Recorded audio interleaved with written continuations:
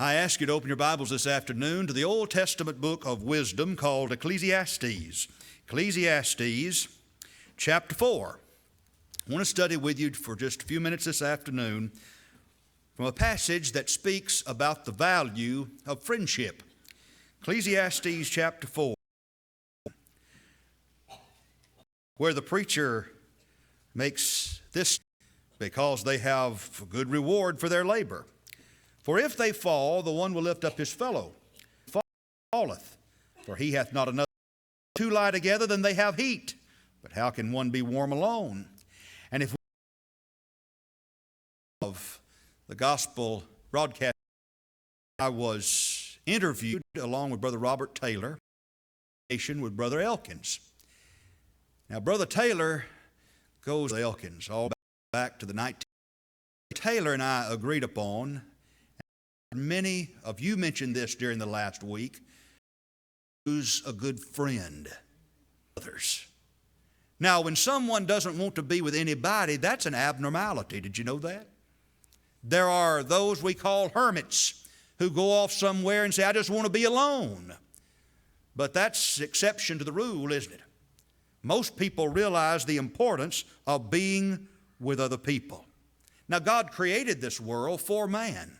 We are the distinguished part of His creation. And God gave each person a soul, and we have the capacity to know God and to enter into a relationship with Him. But likewise, we have a relationship with our fellow man. Now, one of my favorite characters is Dickens' Scrooge. And my children know that on Christmas Day, every year, there comes a time to watch the musical Scrooge, and it stars Albert Finney, and I've been watching that since I was a young man. And my children go and do their own thing because they say, we don't like that part of Christmas. We know that Christmas is over, and you only watch half of it because we come in there sometimes and you're snoring. But it's a relaxing time for me to watch Scrooge.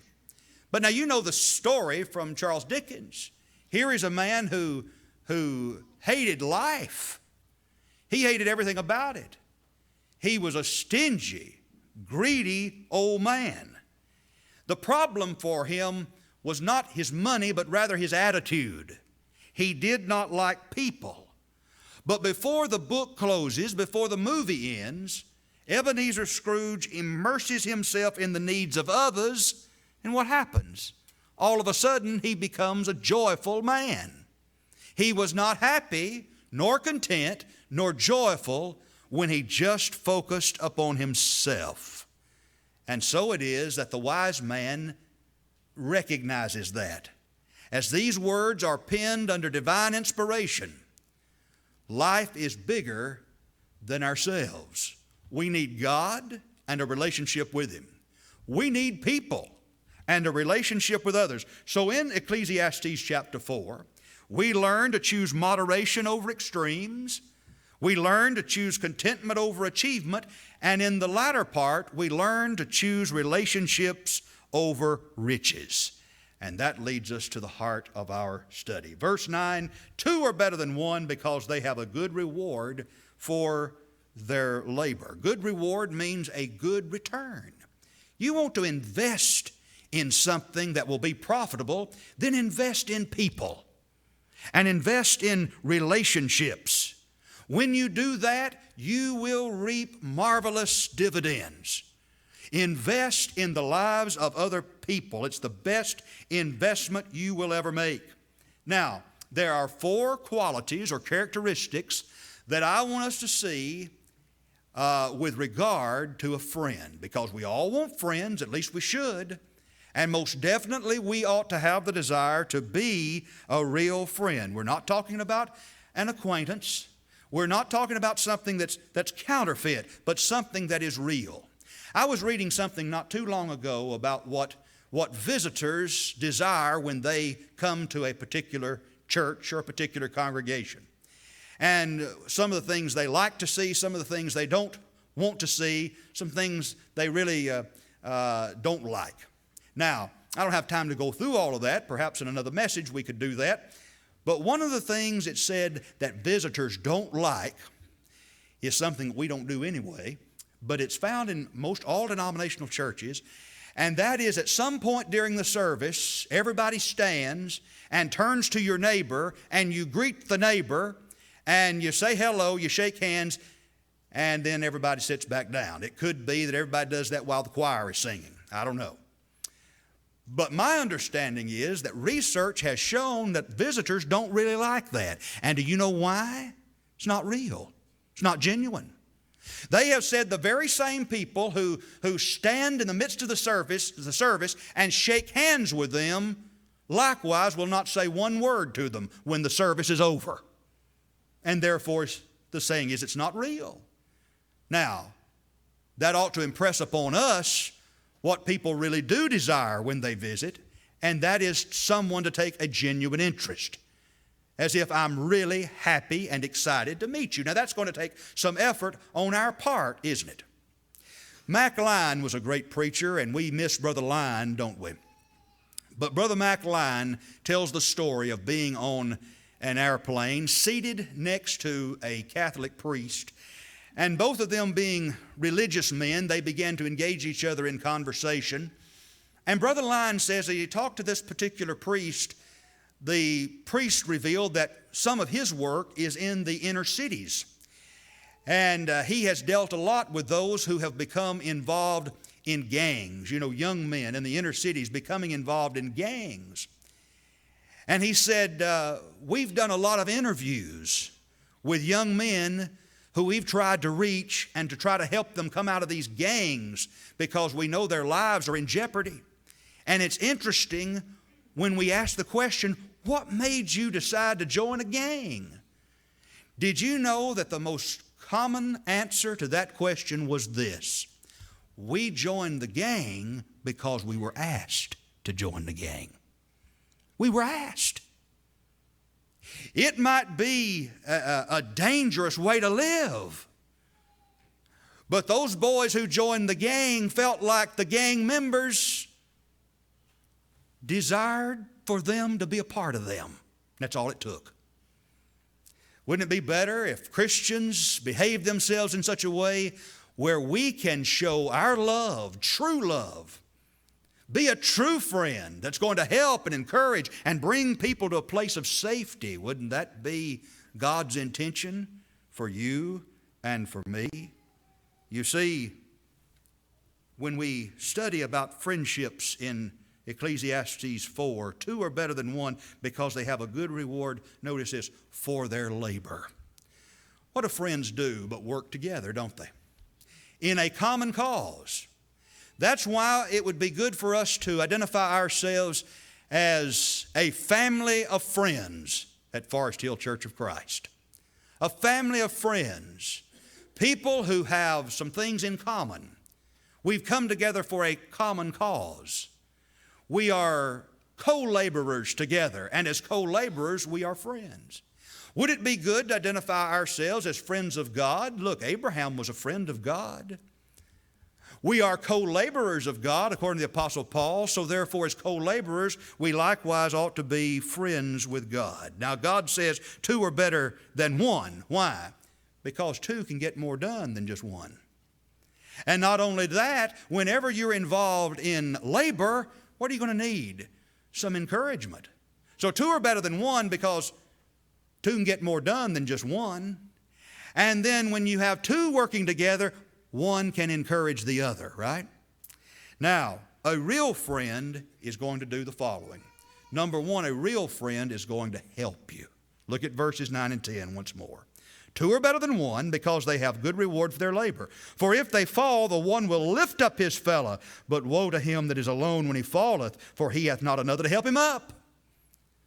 Well, a genuine friend is there to help. What happens when you've fallen and you can't get up?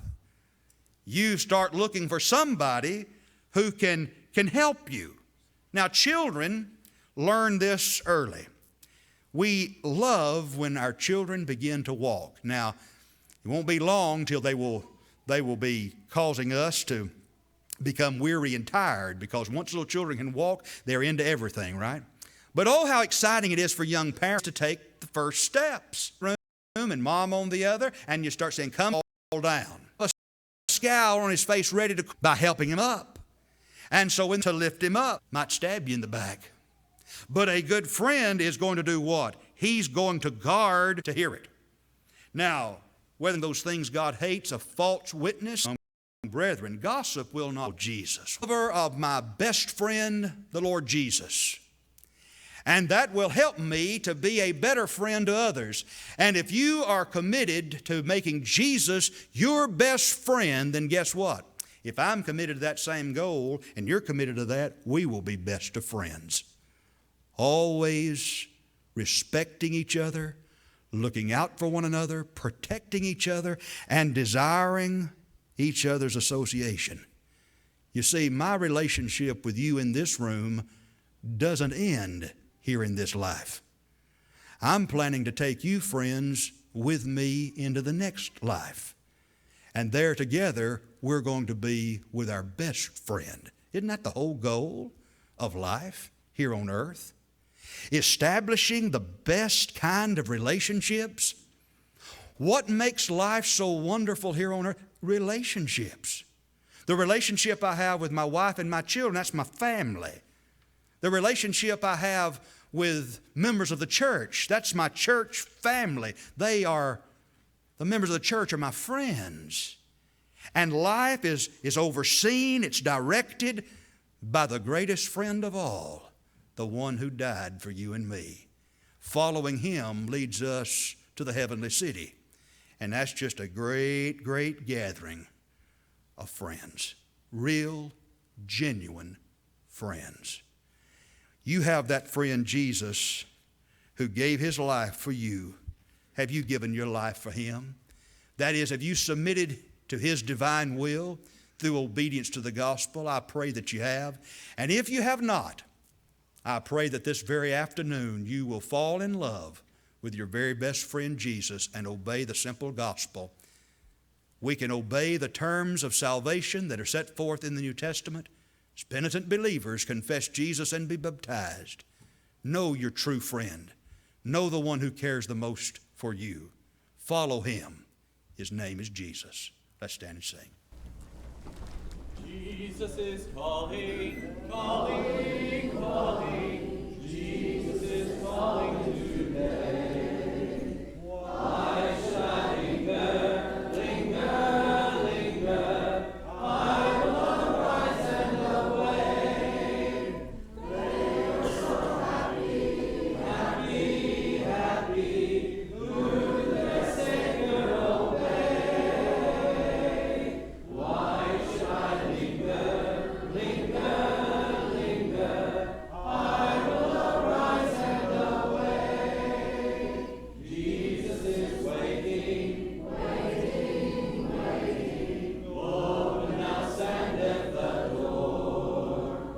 Soon the night falleth, falleth, falleth. Close the gates evermore.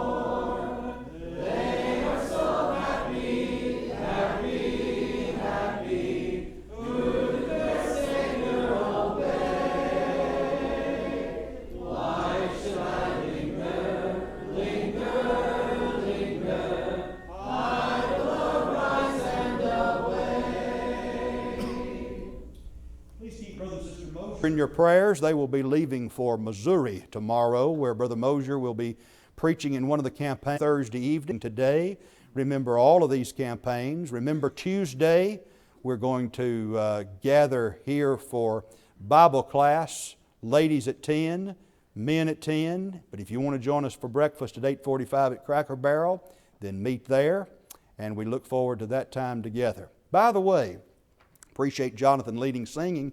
He and Kathleen are going this afternoon for a final walkthrough for a house they're about to purchase, closing on Wednesday. Isn't that great? So we congratulate Jonathan and Kathleen, and we hope they have a smooth week. I'm glad I'm not moving, but I'm excited for them. It's a big move, and they're going to enjoy it once they can get settled. And we'll look forward to visiting at some point, won't we? All right.